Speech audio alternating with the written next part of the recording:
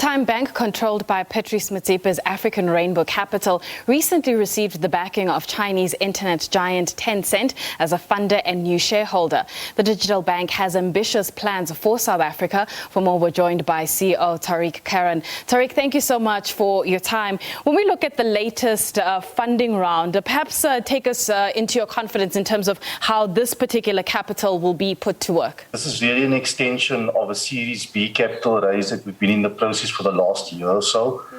It started with us bringing on incredibly reputable investors, APIS and JG Summit, our partner in the Philippines, in February.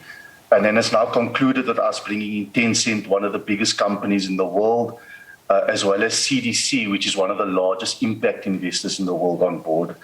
The money, quite frankly, will be used for three things. The one is TymeBank has been growing incredibly rapidly in South Africa.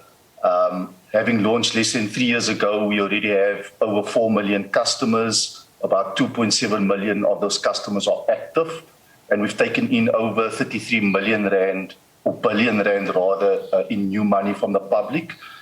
So we've been growing rapidly, but we've been having high levels of activity. The job is now to expand our product set in South Africa so that we can meet the broader financial services needs of South Africans. So that's the one area of investment.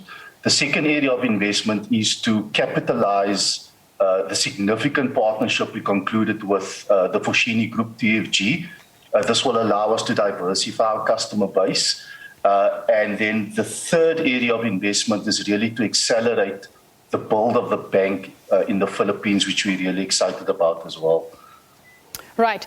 Let's take a step back a little bit here, because when you came onto, the scene, a lot of the headlines of the time would read David versus Goliath, the smaller banks versus the bigger banks.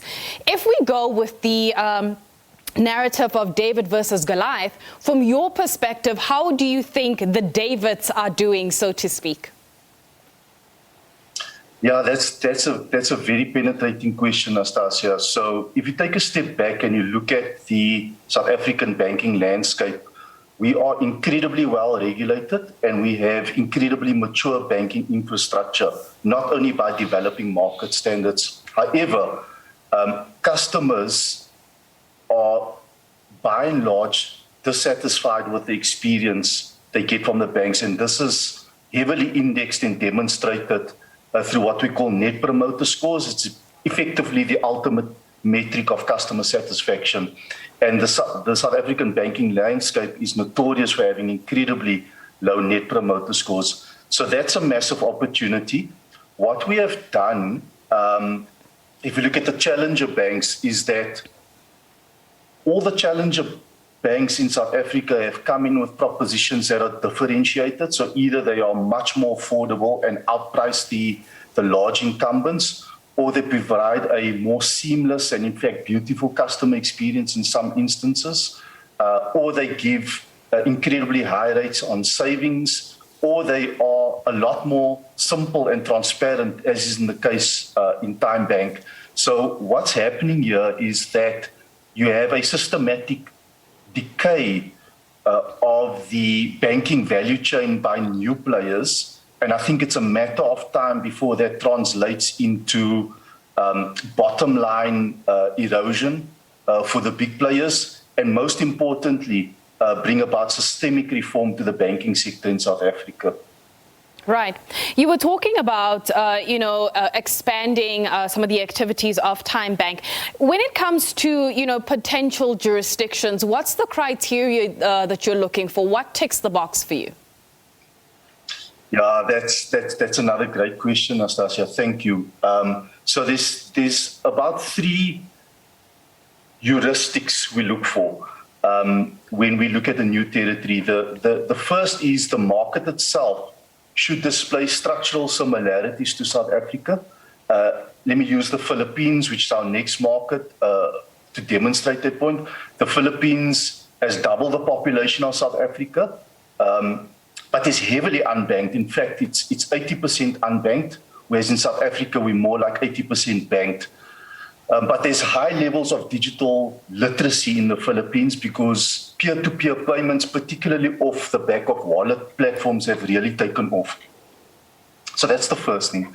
The second thing we look for is a progressive regulatory regime, particularly when it comes to two key issues. The one is banking and cloud computing in the cloud, and the second is how the regulators consider the requirements for digital know your customer KYC. So that's the second criteria.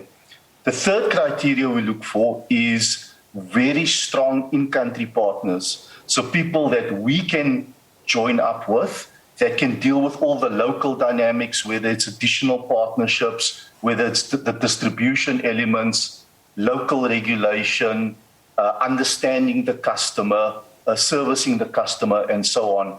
And I think when we have a confluence of those three key criteria, we will seriously consider that country.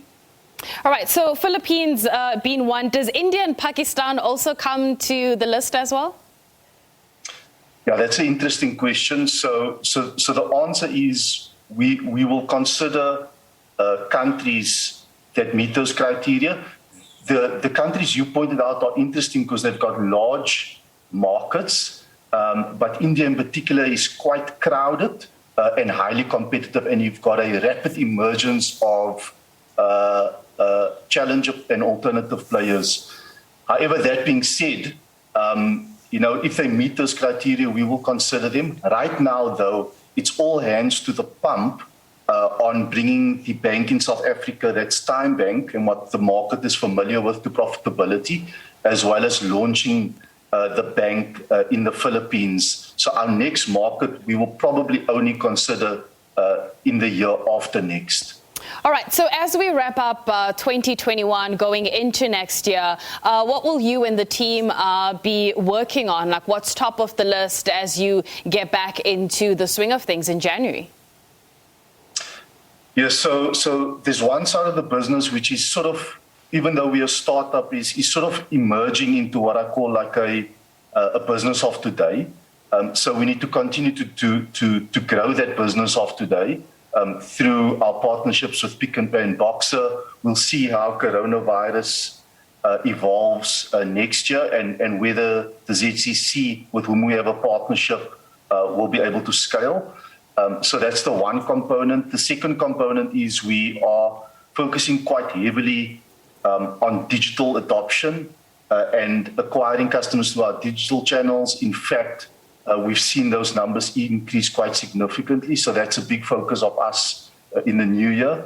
And then we've got exciting new products, right? So we've got this buy now, pay later product called More Time. Customers pay half up front and the rest over a 60-day period, interest-free. We need to sign on more merchants so that we can scale that proposition. So that's a big focus area of us. We'll be launching a very exciting, highly differentiated medical insurance product in partnership. And this will allow customers who were previously marginalized from having medical cover to now get medical insurance for as little as 149 Rand a month.